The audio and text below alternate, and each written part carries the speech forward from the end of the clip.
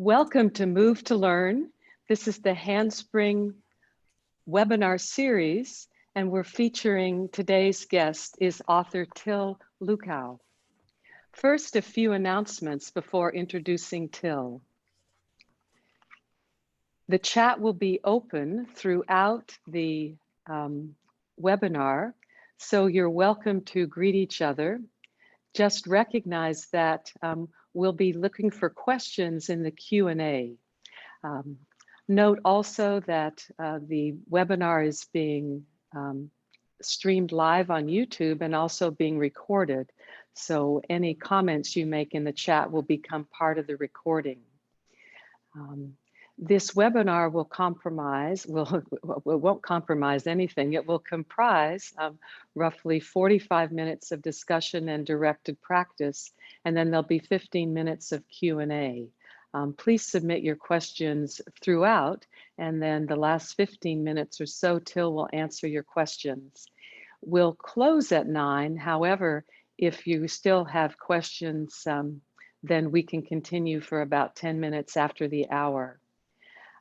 We recommend that you have enough space for your own hands-on practicum, and that you have as your gear a bath towel for cushioning, a teaspoon, and a ball, a tennis ball, or something similar. So now I'd love to introduce Till. Till Luchau is the author of this gorgeous 2-volume set of advanced myofascial techniques. I'll read a bit from Robert Schleip's introduction to the book, his foreword to the book, which says that this is not a Rolfing or even a structural integration text per se.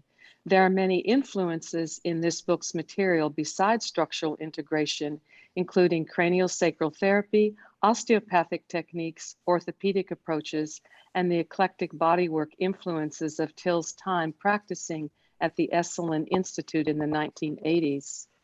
You'll see that Till Luchau's background in somatic and group psychology, having worked for many years as a somatic psychotherapist and group leader, comes through in a quiet, almost invisible way. You will note that this appeals to many practitioners who feel that working with their clients or patients yields more satisfying results than working on them. Till, welcome to Move to Learn. Thank you, Elizabeth.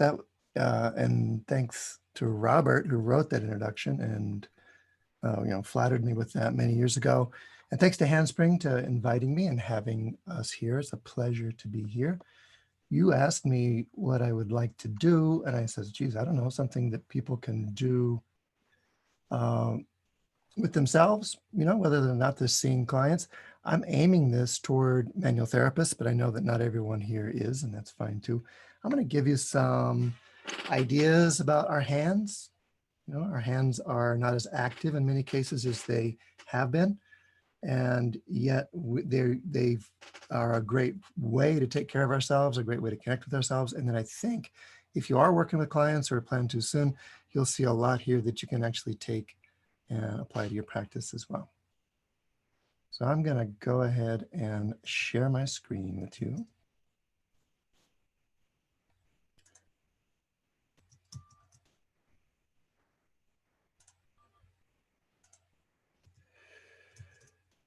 Okay, Elizabeth, if you could give me some verbal feedback that you have my title slide up there.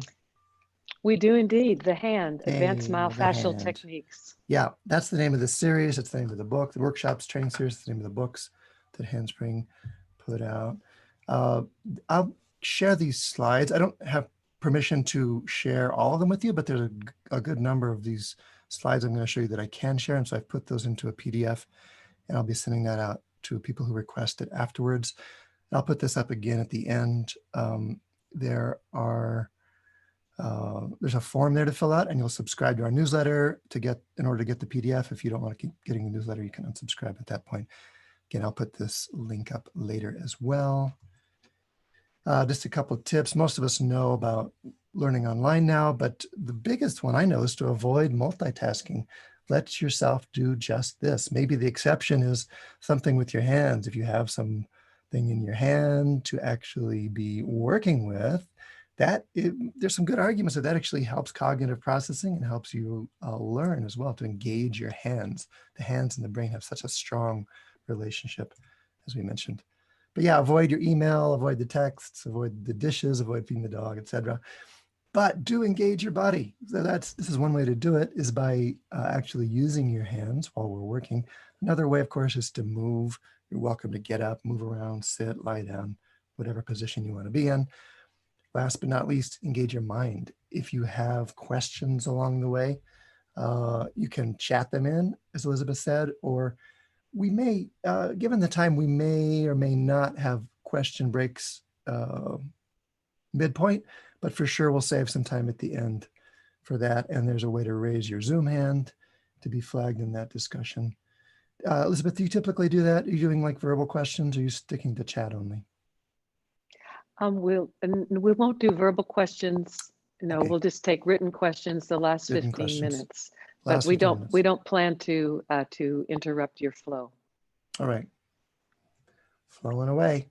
Yep, these are from the two books that Elizabeth showed, especially the first one. I'm focusing on some ideas that were started in volume 1. I'm going to give you a little more specificity in terms of hands in particular. You know, there's different ways to think about the body. You can think about it as a physical thing. Physical things are interesting. They're tangible. They're great to work with. One of the physical parts of the body is the fascial continuum, the fascial network. It has various qualities that have been elaborated over many years and we're learning more about all the time.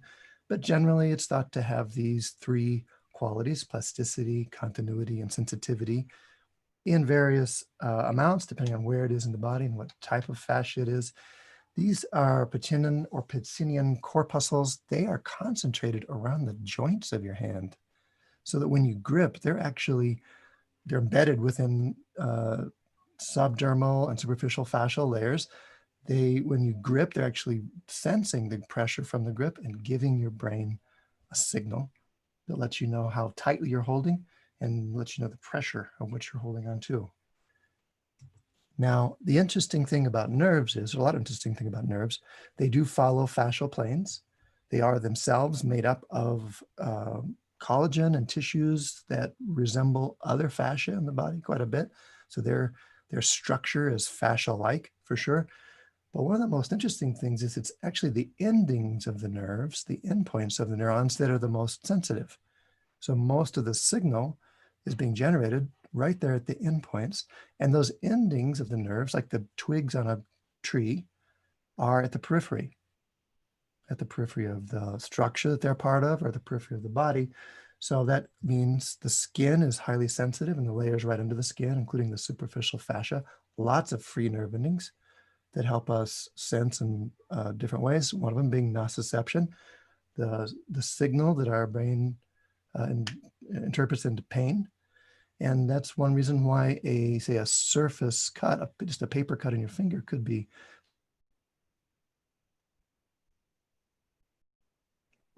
Till, we lost your volume at the moment.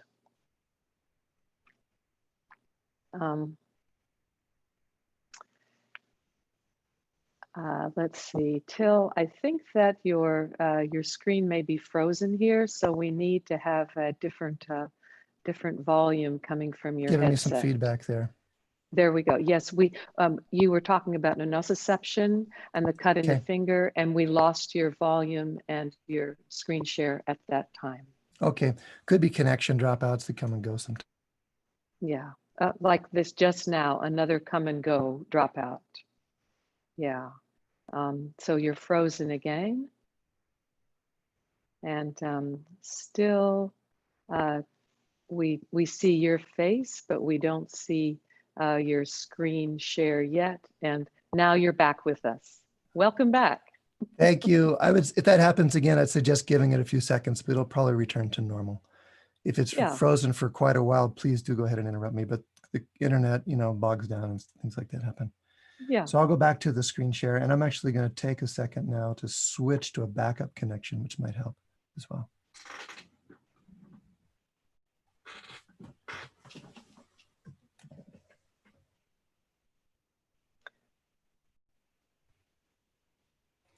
Meanwhile, Elizabeth, if you know any good hand jokes, feel free to. Yes, well, I had one. It wasn't a joke, but I just wanted to suggest that just the identification with the pain from that finger cut was enough to disturb the internet connection. That was it. I think that was what happened. It's, Precisely. when all else fails, engage in magical thinking. I always default to that myself. I Yeah, should take that slide off the screen. Maybe that's exactly the I problem. think so. Immediately, please. Let's move on. Okay. Well, yeah, I'll get you the next slide here. That's great. Oh, that's better, isn't that? Oh, much better. So this is, of course, the sensory homunculus, the proportion of brain that relates to the different parts of the body. And I'm still working my connection, so I'll be with you. I'll have my full attention in a second here. I'm still just switching over to my backup connection. You might get a little drop out for a second, and then it should come back pretty quickly. It's no problem. I'm very busy multitasking, taking the pulse of each finger. So I'm Good, very well engaged. Yeah. great. Great, yep. Go into backup connection.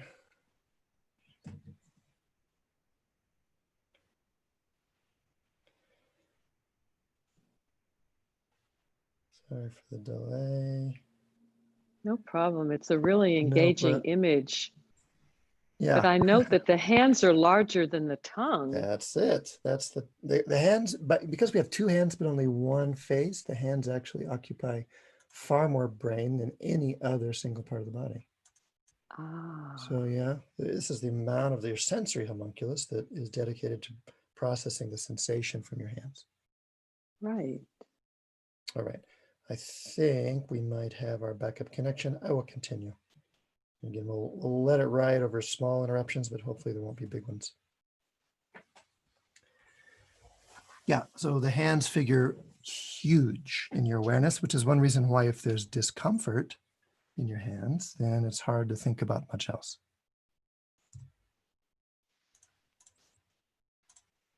This is, again, the somatosensory cortex. There's a similar map for motor function. There's a similar map for pleasant, unpleasant sensation. But in terms of sensory, among the sensory cortex, the hand occupies the vast majority of it.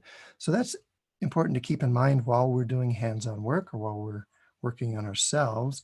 Like if you just take a hold of your own hand now and feel it for a bit, you could think of your own hand in different ways. You could think of it as fascia, bone, skin, etc.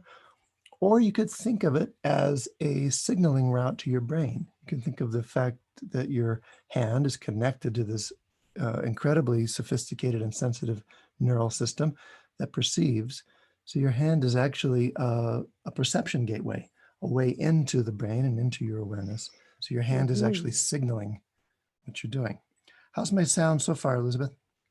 Gorgeous. Yeah. So that when we work on our hand, again, we could think about it like fascia, material, bone, skin, or we could imagine that process of working it being something like revealing a rubbing or a tracing, that our touch in a way talks to the brain and helps the brain feel the hands in a different way and fills in the brain's blanks or recolors the brain's experience of our body. So both those mechanisms are probably happening when we do manual therapy, when we do movement. We're probably getting tissue effects that are having local effects on the, say, the fascial glide, the fascial hydration, but they're also the signal, the stimulation itself, the touch is talking to the brain and helping the brain maps fill in and helping the brain have a much clearer, more accurate or more detailed picture of whatever it is we're touching. So we're drawing, so you can think of this, the work we're going to do is drawing the hands for the brain, actually sketching in, filling in the coloring book or filling in the sketchbook in the brain for the body maps. So one of those techniques, and let me see if I can get my other camera on here. One of those techniques involves brushing. It looks like my other camera is also having connection problems. Let me check that in here. Give it 1 second. Apologies for the delay. There we go. And Elizabeth, if you could give me if you see my other camera, you're going to give me some verbal heads up. I may have to go switch that. I'll let you know shortly, but right now the leopard hand glove is really captivating my imagination. So this is the Yes. perfect time to switch cameras. Don't rush because this leopard hand glove is really doing its magic. Perfect. All right. So let's try that. We had it all set up so perfectly, of course. I'll just finish the leopard hand glove. The brushing Yes. approach is about the surface. It's really about the surface, and you're going to touch the surface of your own hand. You can just do that now while I work with my second camera. Touch the surface of your own hand. See the back of the hand where there's a little bit of hair, perhaps, but you can imagine just touching the hairs themselves. What you're doing when you touch the hairs is stimulating touch receptors in the skin that have an interesting unmyelinated hotline up to your brain. See tactile afferents. They actually stimulate the experience of pleasure. They're like a pleasure line right in there. So that brushing, people will experience chills or goosebumps and things like that. There's also itch and temperature and certain kinds of nociception that transmit in the same way. So any of those sensations could be related to that light touch. All right, so now I'm going to stop the screen share and go over and try my camera, which I have to switch around there. Yeah, the best of intentions, huh? Yeah, well, Till, what I understand is that it's all in your brain and you just need more than two hands at any one time. That's it. Well, it's all in your, that's true, except that the all in the brain phrasing is complicated. Because Well sometimes, of said, course, truly. when people hear that, they might think, well, if I hurt, then it's all in my head, for example. Ah, no, Okay. not at all. You know It's what I all mean? everywhere. Yes, It's there's your all hand. We everywhere. see it. Okay, Yeah. good. We got the hand back on the screen. So you're brushing either with a light touch, you're just exploring the surface of your hand, and you can imagine actually coloring that in for your brain. Or if you have, something like a brush or something there, you could actually use that to do a similar kind of touch. So I'll let you be quiet with that for a moment and just tune into your own sensations. Breathing helps. And see if you can feel or visualize or sense where your hand map might need a little color. Where in your brain are there blank spots or muddy spots that you want to fill in? You can also compare that to, say, the palm or the sides. Sometimes the sides of the fingers are exquisitely sensitive. Sensitive because they sense, by the way.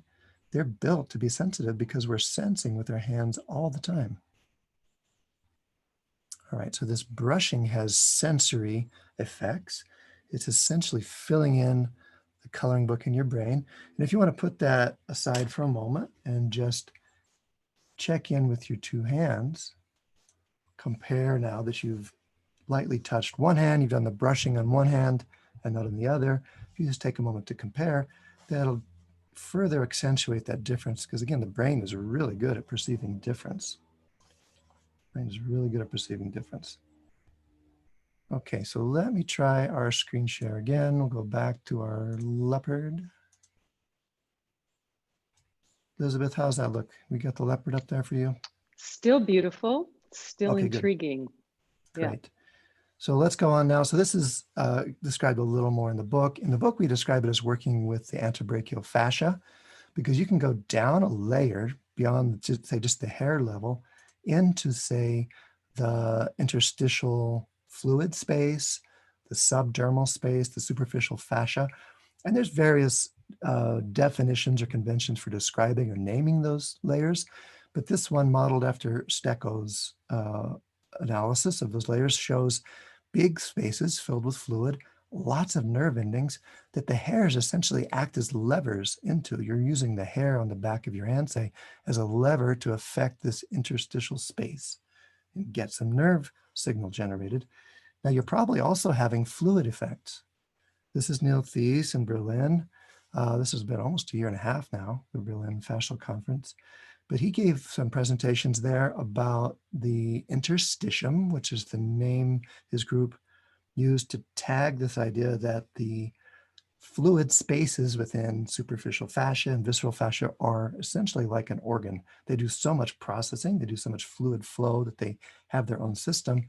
This was based again on his comparing preserved specimens where there were not spaces as much as cracks in the cross sections to fresh specimens where they were more like a sponge, an expanded sponge, and realizing these tissue cross sections in a living body, and living tissue is actually a fluid medium, again, much more analogous to a sponge than a rug or carpet or towel.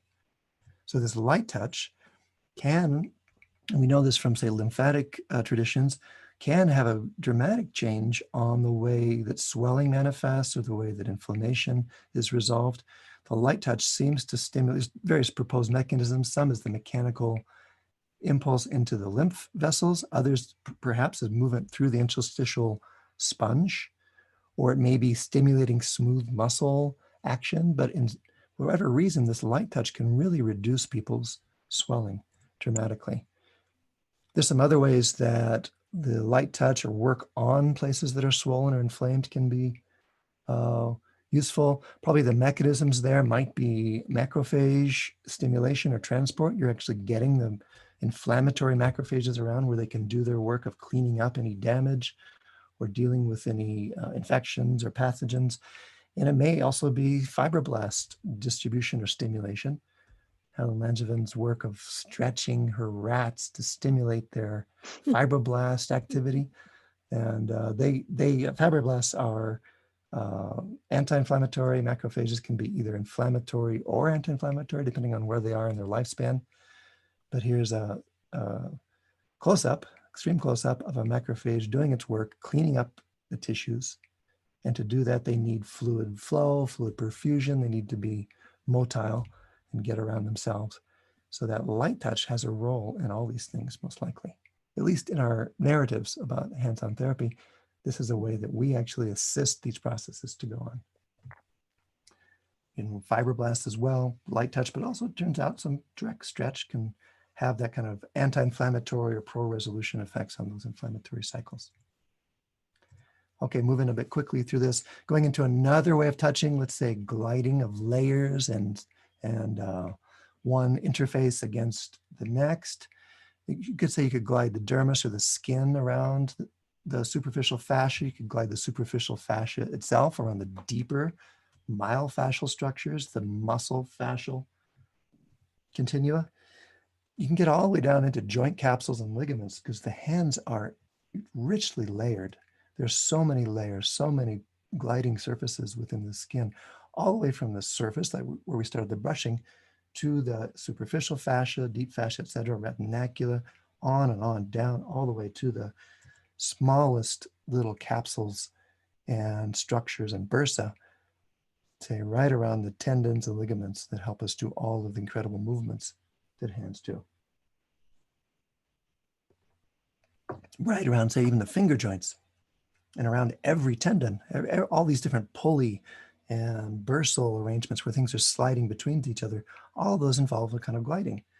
And we have some of our best evidence of physical change as a result of manual therapy and movement therapies too, really does have to do with the gliding properties of these structures of one interface against the other. Probably those of us who were trained, say, when I was like back in the 80s, we learned that the fascia was plastic. It is in its way, but that not as plastic perhaps as we thought. It's not like clay where you can just, or putty where you can just mold it and it stays that way. We were kind of imagining that process. It's probably more like, it's getting, our picture of it's getting more complex. It's probably more like a sponge that has a close relationship with water. It's a sensitive structure, so it carries lots of nerves, and that sensitivity modulates its qualities some too. And then it's got to slide. It's got to be slippery enough and free enough and glidey enough that it can do its various jobs of connecting and transmitting and stabilizing in a coordinated fashion. So it's not all overly connected into a big bunch. So that our work there of taking a hold of your own finger, if you'd like, and I don't think you need to show me, I don't need to show you this. I'm not going to take time to switch cameras, but if you take a hold of your own finger and just twist the skin around your finger, and then you can twist a little more, like imagine twisting a deeper layer, like you have, let's say you have multiple gloves on, yeah? And start with the outer glove and then twist the inner glove and then see if you can get down to the third or even the fourth glove. And you'll feel those gloves are enmeshed or adhered to each other or knit together, say, around the joints. They might be more separate between joints, but this kind of twisting or shearing or gliding of those layers all through your hand can be a really rich way to take advantage of those tissue effects, but also to continue to color in the brain. Now we're making it into a three-dimensional picture. We've gone beyond the surface and we're starting to bring out the layering sensitivity, and it is the layer interfaces that are the most sensitive as well. So you're continuing along down your finger. You can even pinch the sides of your hand, say. Yeah. While you're doing that, while you're working through one of your hands still, one of your hands, I'll show you a few more pictures. Continue just gliding and moving, but the hand is built to curve. The hand is built to grip in so many ways. It's architecture, these gliding surfaces, every joint surface is arranged to curve and wrap around something, whether it's a bigger hand or a ball or a tool or our baby. We're meant to hold on or meant to grip things. Even the proportion, the size proportions of our finger bones happens to be the same proportion that trees use and other structures in nature use when they need a proportionate scaling from large to small. But that Fibonacci scaling of bone sizes down toward the end of the finger allows the fingers to move in spirals and wrap around an object of any size with an even grip. So if you take a hold of your tennis ball and wrap around it, that's a one big spiral.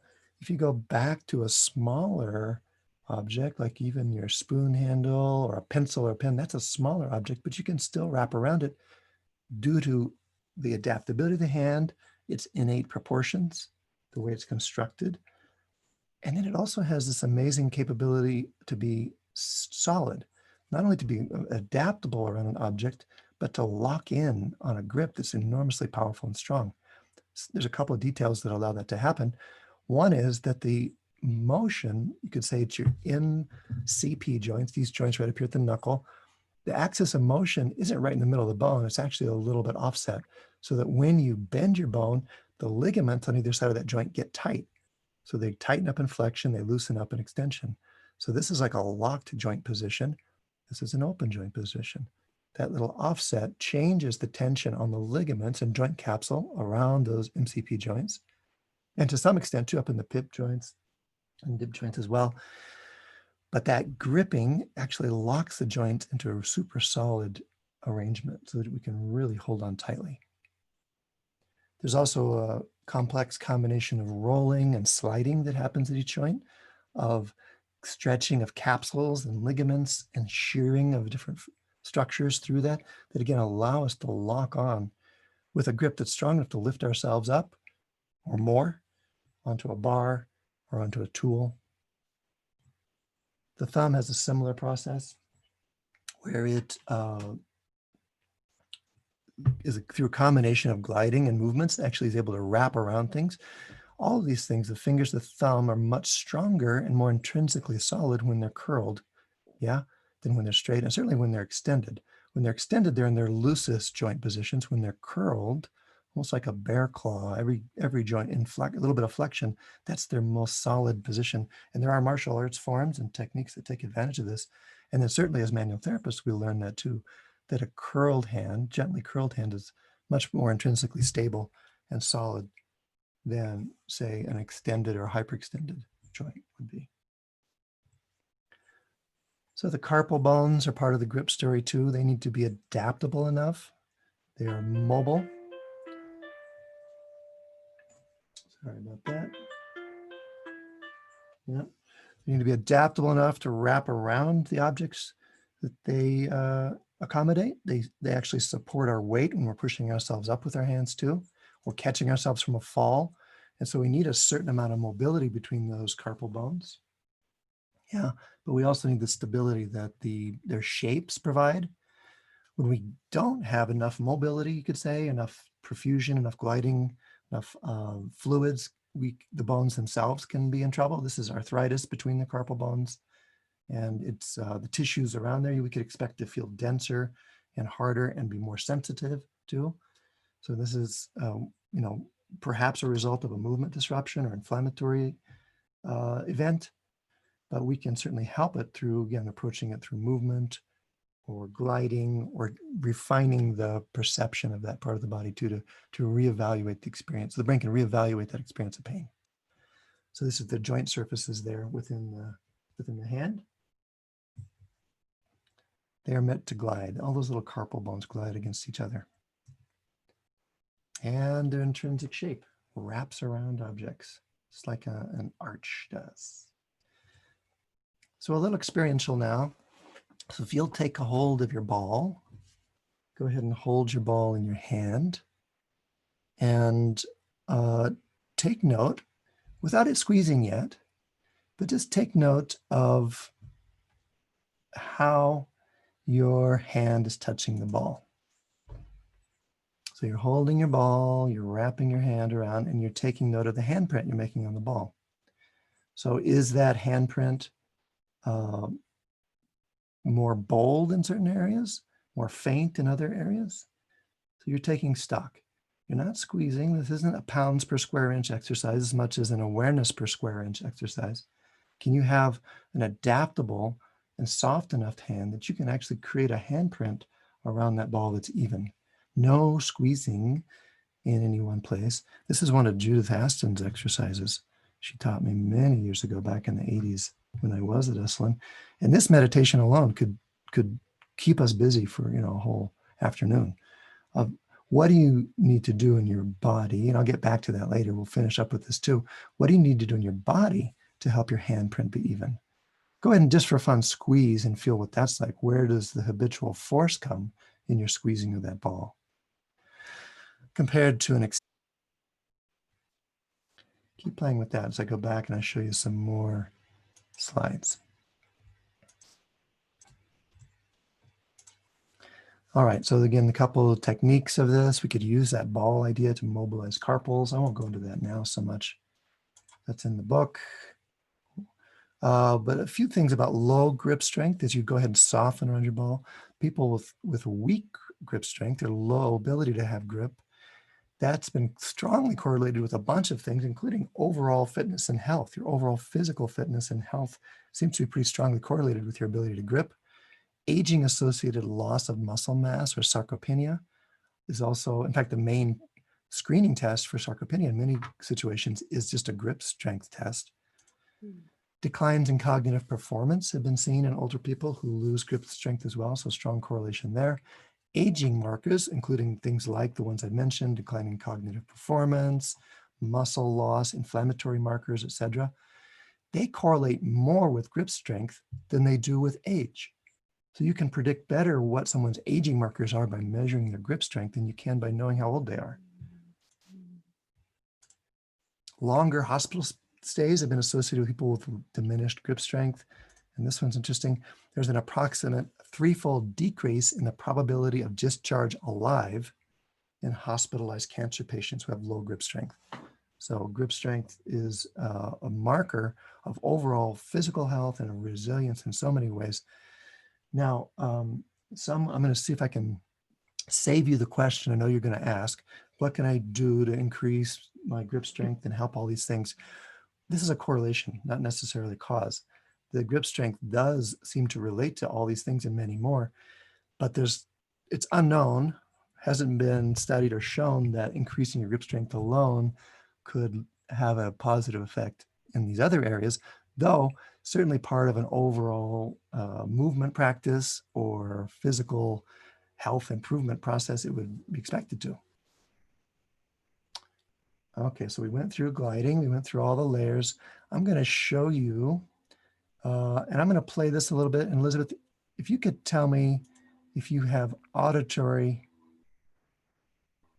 Did you hear me say gliding techniques there, Elizabeth? No, I didn't. Okay, so I have to stop the share. I was afraid when that connection got lost that maybe the sharing settings got reset too. Let me go back and reset that.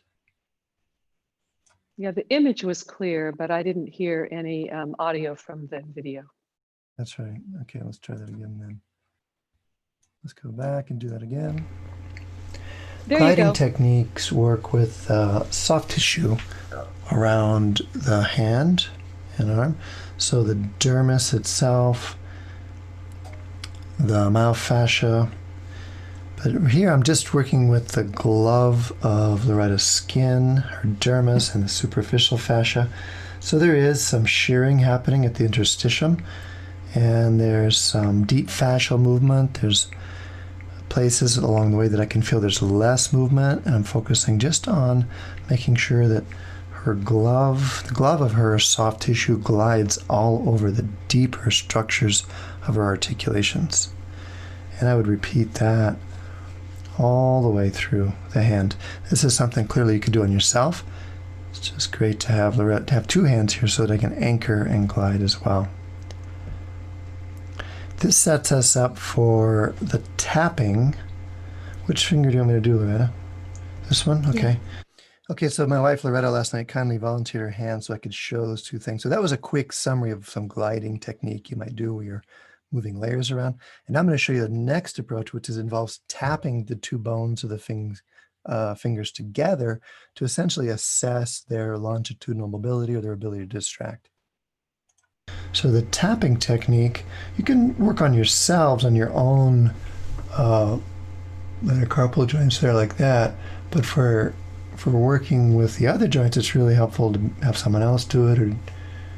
So here I'm going to work with Loretta's middle joint here, where I'm going to assess it by distracting and letting that go, feeling for that little bit of tapping between the bones. It's almost like a distraction and a telescoping of those bones.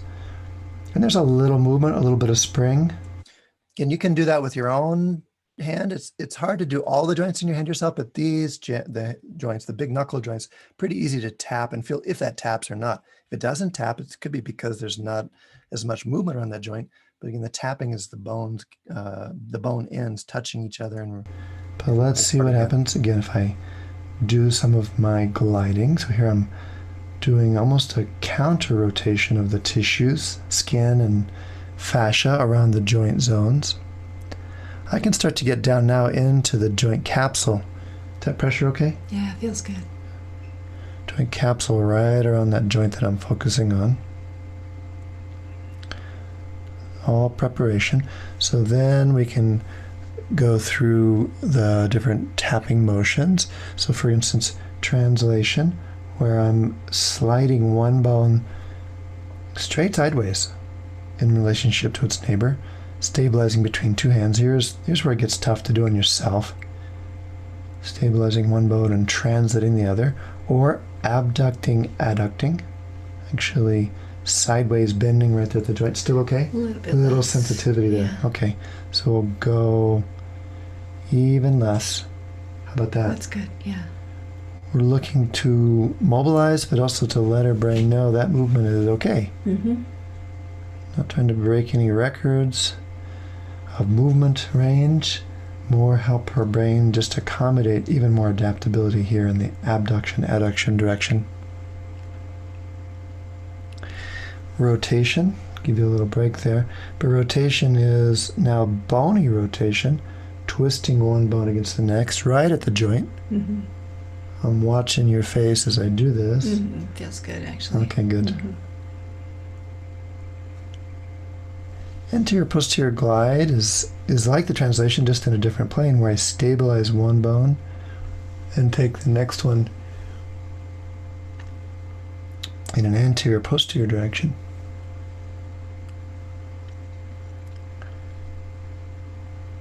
And then distraction is really opening that joint along the longitudinal axis. And here we can reassess that tapping motion. And that's a much clearer tap to me Mm-hmm. than it was when we started. Tapping the ends of the two bones together. And then I would repeat. I'll just review really quickly where we started, but with the soft tissue. Why don't you pull your hand toward you 1/2 inch? There you go. Starting with the soft tissue, wringing and gliding the tissue around the bones. Then we did translation of one bone against the next. Go and put your hand flat there, thanks. Is that all right? Mm-hmm. Wow, there's a lot of movement in there. It's a lot of movement. Is it okay? Mm-hmm. Abduction, adduction.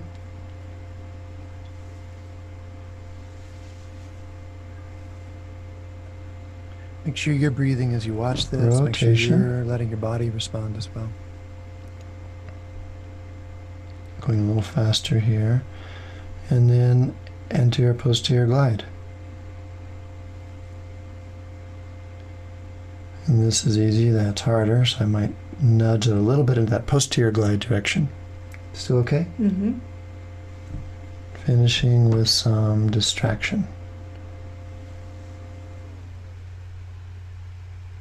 And then rechecking the tapping. Okay, so we got little staccato bones there that can really distract and come back together. Can tap the ends of the bones together a little more than before. Then I would repeat with each joint throughout the hand. Okay, so that's that approach of distracting and feeling, say, the tapping of the bones, just to review that for you. First thing I did was I assessed. I used the tapping to assess, is there movement in a particular joint? I mobilized using the gliding techniques or the movement in every plane, and then I reassessed. The planes I used were translation, straight side to side, abduction, adduction, where I bent the finger a little bit, and that's the one that was sensitive on Loretta, and I had to really tune it to her level of comfort. Because again, my goal isn't to stretch the tissue as much as to wake her brain up to that possibility and say, oh, I could move that way. I didn't even know that. Rotation, bone to bone. AP glide, similar translation, just in the different plane. And then distraction, going back to the lengthening of that joint, making sure that it can both lengthen and shorten. And then you repeat that at every joint. The MCP joints, the pip joints, and the dip joints throughout the hand, every digit. That'll keep you busy till about next Wednesday, because you can really take your time and go through every joint in the hand with that one. Okay. We are just a couple more minutes here, and then we'll go to the questions. See what else I wanted to make sure I shared with you.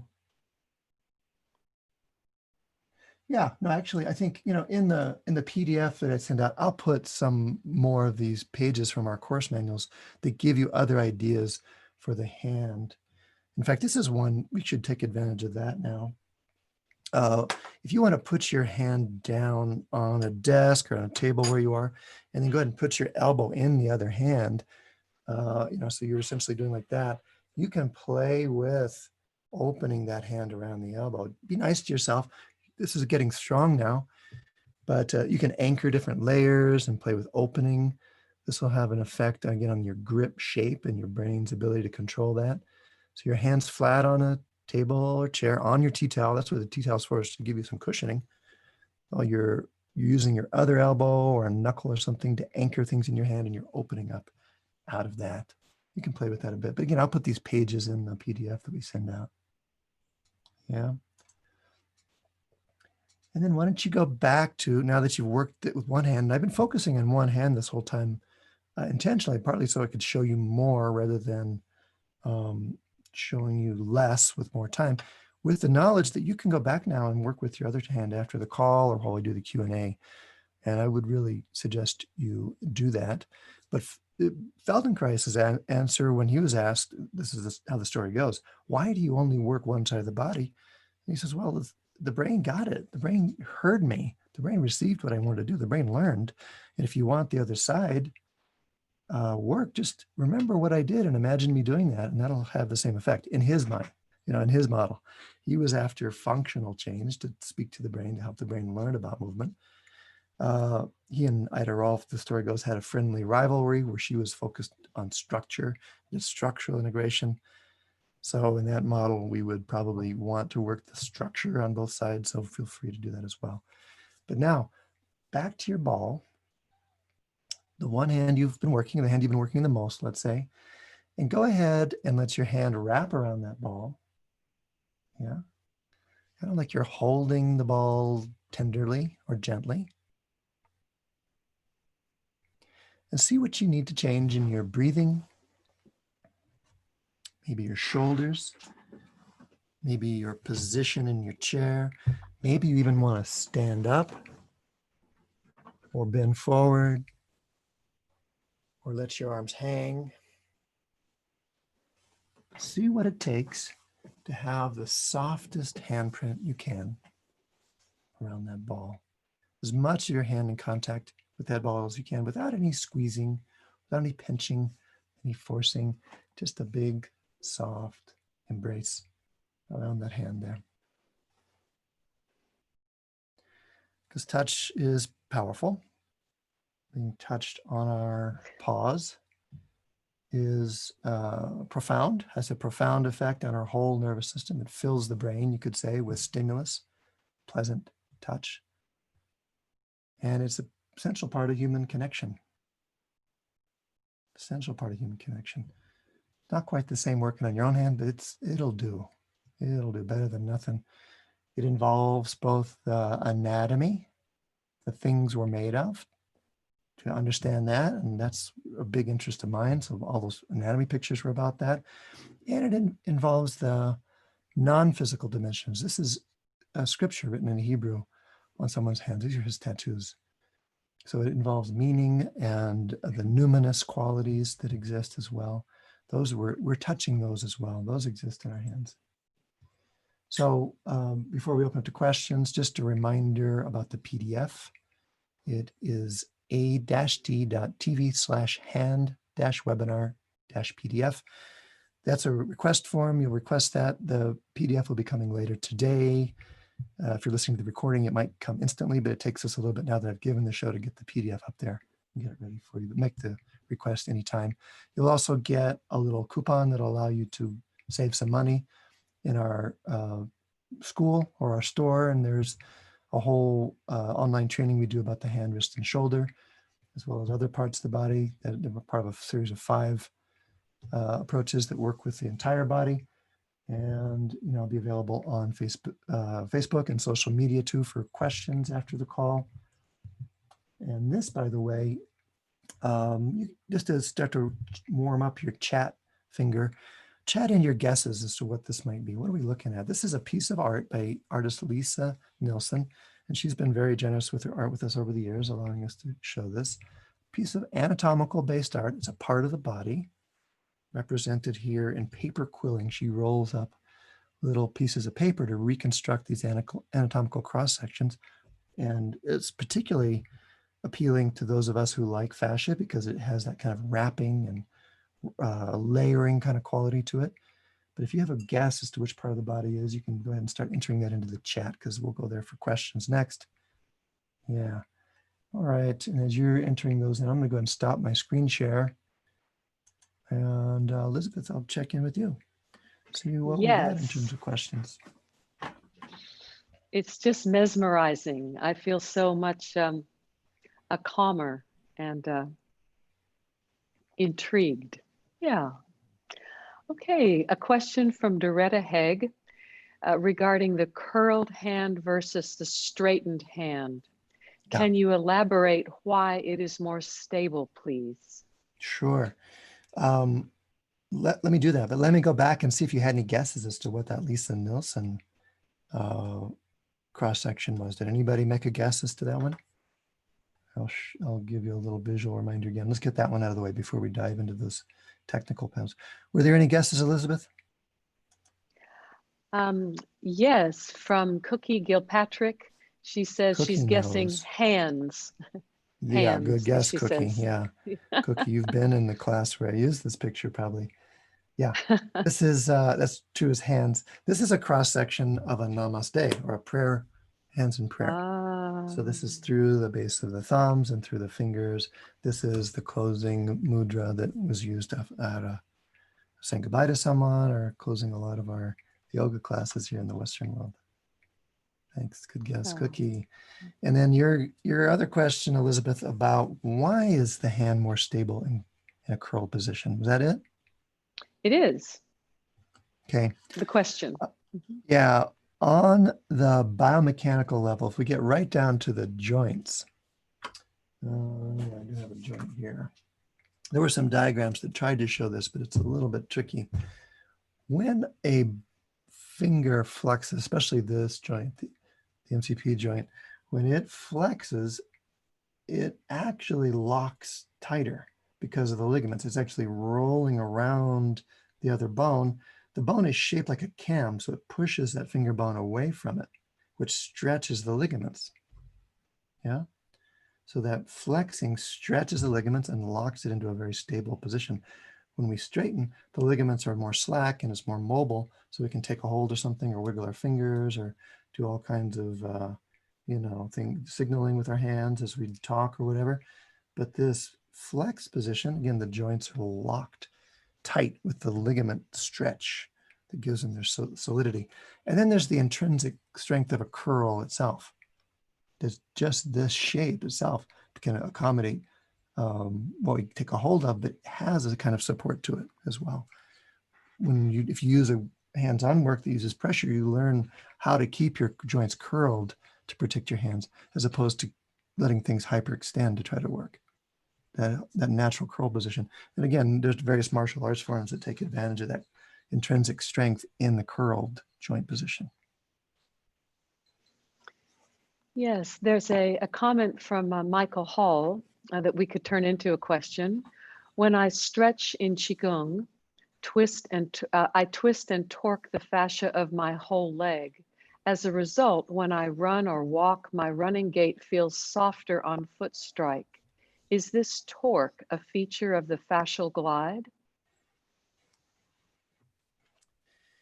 The torquing you're doing of those tissues is what I'm calling glide, moving one layer around the limb, say, or around other layers. Yeah.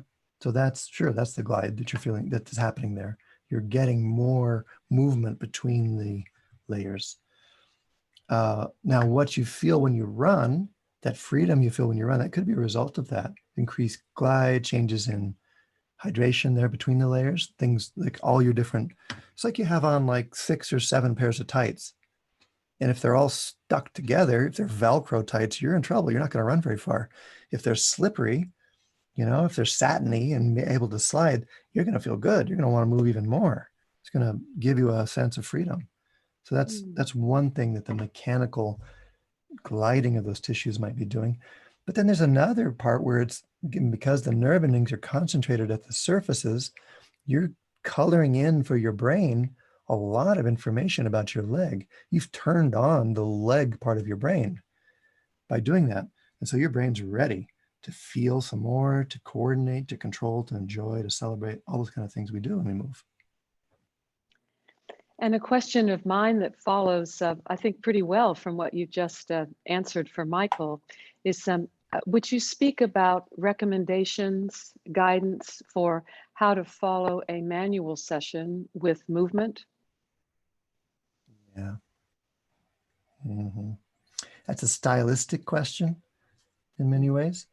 It's, there's different styles. They range probably on a continuum all the way from no movement other than heartbeat and breathing on the client's part, cranial sacral rhythm perhaps, all the way over to very active styles where it's all about what the client is doing in a movement sense, and maybe you're facilitating their movement even more than you're trying to manipulate things with a touch input. Ida Rolf, again, that's a big influence on my background, having trained in her work early on and then worked at the Rolf Institute for a couple decades, etc. She did both as well. Her stories about how she came to her method was to put people in yoga poses and see where they couldn't accommodate, where they couldn't go into that pose. And then she'd take out her elbow and help push them a little bit to help them try to get there. And so she was, she was both having the clients move and combining that with manual therapy to help do it more. Now, your question was about what can the client do later or after you do your work that'll help them continue those processes you started. And there, the answer is I don't have a quick, I don't have a quick answer for it. Do it. Movement is it. So let's say if we can just keep it specific to the hands, you do some of this work with somebody with some hand sensitivity or hand stiffness, and you get things mobile so that they can actually move more without pain. That's a great self-care practice. So you could teach them about the gliding, the twisting, the rolling, or even the tapping idea, and then all those different planes of motion that you can get the joints to move in. So there's a manipulation movement follow-on you could do, as well as say flamenco dancing. My colleague Viviana Badenes does a lot of work with rheumatoid arthritis sufferers. And one of the things they do is flamenco, because it does involve so much hand motion and so much expression with the hands. So it's asking them to move in ways that they might not if you're just sitting around typing on a keyboard. So anything your client can do, like they say, the best exercise is the one you do, the one that you're actually going to enjoy and repeat. But for sure, for hands, putty's a classic as well. Rubber bands, stretches. There's lots of YouTubes about fun variations of that. And that's one people can do while they're watching their Netflix series or whatever. Yeah. A question from Susanna Nelson regarding yoga. In yoga, she says, so is a curled hand more stable to weight bearing in 4-point kneeling so the handprint isn't flat? Or stable. If the goal is stability, then maybe. If the goal is stability, then sure, you could say like a handprint that actually has a little bit of dish to it, that has a transverse arch, could be intrinsically more stable. Certainly it's more alive, because then you're both supporting and lifting through, say, the core of the limb. I can imagine that. Again, that's going to be a stylistic thing. I imagine each movement teacher is going to have a preferred way to explain that. But from my point of view, probably, again, lots of influence from the structural integration point of view, as well as other things. Yeah, I want that transverse arch of the hand to be available. It's not like I want to hold it there and fix it in that shape and always now have a transverse arch in everything I do. It's more like I want it to be adaptable so that I can flatten, so that I can curl, so that I can hold, so that I can hold my kid's hand, so that I can take a hold of the chin-up bar, so that I can do all those different things that require different sizes, different strength, etc. So it's really the adaptability I want, including, say, downward dog, putting my hand on the ground, an ability to support myself in a way that feels okay. Here's one thing that you probably know about. As you extend the wrist, the transverse arch tends to flatten out. It's harder to keep a dished hand, once you get into extension, right down at the carpal level at least. These carpals have an arch to them. That's the carpal tunnel. The carpal tunnel gets spread and flattened out when you go into extension. So if someone gets tingling or numbness in their hands, finding that arch there in the carpal, between the carpal bones, but also between radius and ulna, can make the nerves a lot happier. So working with the ball work, or even supporting the heel of the hand up on like a paperback book or something, a little bit of lift there that helps keep that arching, can be really helpful if you're having those nerve or neurovascular compression symptoms too. Doretta Hall, who was asking about the curled versus the straightened hand, is commenting in the question. She says, so then that goes back to arches are more stable. Thank you. Maybe you could comment on that with more detail. I am a recovering stabiliholic. I'm a recovering stabiliholic. Stability is not my only measure. In fact, maybe it depends. It depends on your body. In my body, let's say, stability is only one of the things I need. Adaptability really is such a huge need too.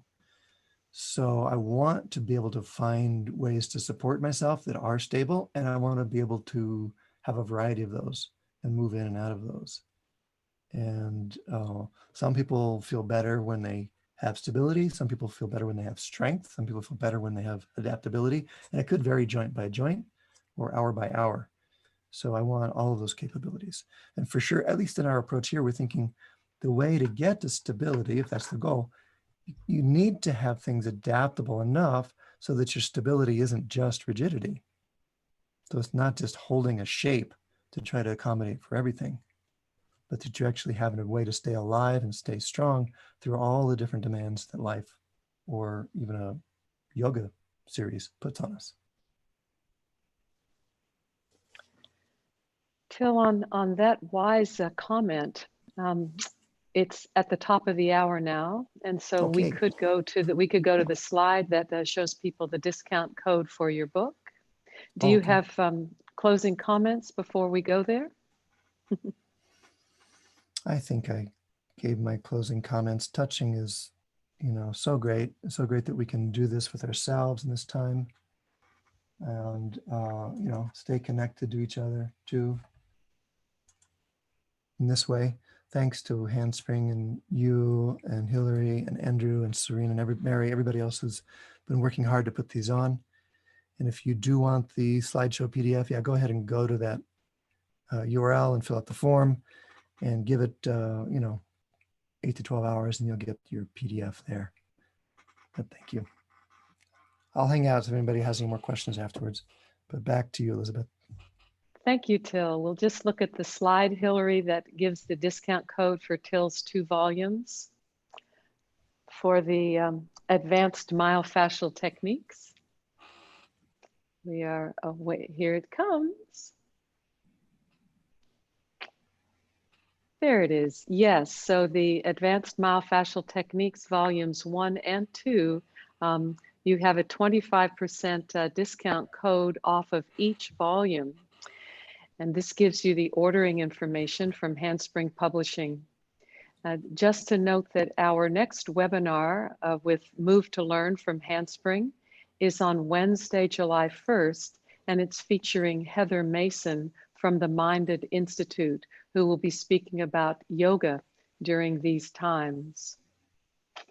Okay, Till, we have a few more minutes for questions, and we'll see if we have any more. So let's see.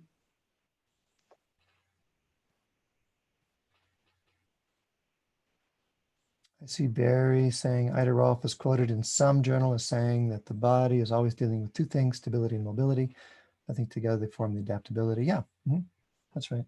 Adaptability, the ability to adapt, to move and not move when you need to. Options for movement, that's for sure. Yes. But maybe we covered it, huh? Maybe Well, we covered it. Cookie has something in the chat. She says, Yeah. I did a class with BB a couple weeks ago. It was about sitting and sensing. Since many of us are sitting a lot now, she focused on hand movement and foot movement as well. Doing something with hands and feet helps keep our energy and many other benefits. Yeah. Great. No, BB's got some great stuff there. And it's true. She has a particular fondness for hands and feet and how they inform our whole body and our brain. And, even sitting, doing a webinar, if you got to stay at your computer, doing something with your hands, having some balls down on your feet you can roll around on, just staying alive and staying interested is a great way to keep your whole body happy as well. Yes. Elizabeth, weren't you going to ask me about the spoon? Oh, yes, until that was Hillary. She asked you about the spoon, that was Hillary. but you didn't, that's right. You didn't want to give it away. I was joking that Hillary was up all night polishing her teaspoons. So what about the spoon, Till? Yeah, it's one of the things we skipped over in the interest of time there, but there's a whole bunch more that I'll put in the PDF. The spoon deserves some careful explanation. When you have some inflammation, when you have some swelling or some tenderness, a really light touch is one approach, like the brushing technique or even the gentle gliding. That can be enough for most people. But there's sometimes when a very gentle, again, more direct approach with a tool. I don't use a lot of tools in my work at all, but sometimes hands are an exception. A very gentle stroking with the edge of a spoon or even with the soft part of the spoon can get a more specific layer grab to really help that gliding happen. And it probably stimulates some fibroblast activity, yeah, and certainly hydrates in an effective way. The key there is dose, though. It's got to be a little bit of spoon. You can't do too much because you're essentially putting some input, some noxious input into the tissue and saying, hey, wake up, restart that healing cycle that maybe you're stuck in. And so it's, there's a lot of considerations with that. It's like try it very carefully with yourself in small bits and see if it's the right thing before you just go start spooning everybody. But that's what the spoon's about. Till, what's your teaching like during these pandemic times? Because I would imagine that you were orbiting the globe at a rapid rate before the travel changed. Well, I mean, even during the lockdown, when the lockdown started, we were in Thailand. Different lockdowns started, and made our way back slowly through Taiwan, where they were very experienced with dealing with things like this. They really had some protocols where at the time we thought, why are they so strict about stuff? But looking back, like they really did know what to do in terms of controlling the spread of the virus. And then Australia got stuck for a little while in Australia, very pleasurably. But yeah, what am I doing now? It's still maybe busier than ever because people are still wanting to stay connected. There's so many unknowns that to be able to use the time to stay adaptable, to learn to take care of ourselves. There's a lot of hunger for that as well. And then it's just been important for me too to stay connected and to keep offering things like this that people can afford or take part in that are much lower bar to entry. So that's, it's actually from my side busier than ever. I have to be really intentional about taking those breaks and the time off that we all need. Thank you for asking, though. Thank you, Till. My hands together for you. And thank you, Handspring, Hillary, Serena, and Andrew. We'll really enjoy this on YouTube in the future, many times. Lots of richness and hands on your hands practice. Thank you, everyone. We'll see you soon. Thank you. Bye-bye. Bye-bye.